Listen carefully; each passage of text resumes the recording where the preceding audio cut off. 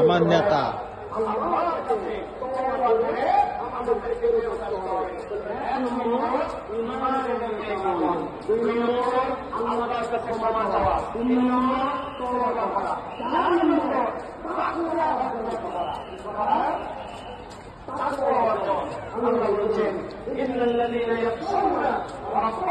আমার রাহাবার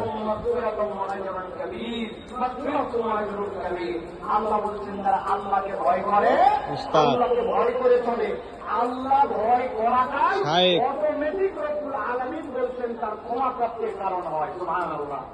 আমরা বাংলাদেশ নিয়ে স্বপ্ন দেখি, বাংলাদেশ সোনার বাংলাদেশ হবে, বাংলাদেশ দুর্নীতি মুক্ত বাংলাদেশ হবে।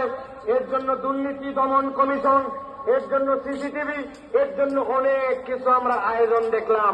কিন্তু জিজ্ঞাসা করতে চাই, এত আয়োজন করেও বাংলাদেশকে কি দুর্নীতি মুক্ত করা গেছে? দুর্নীতি মুক্ত তো হয় নাই, আরো দুর্নীতি বেড়েছে। আমি মজা করে বলি, দুর্নীতি দমন কমিশন একটা স্টেপ নিয়েছে, দুর্নীতিকে না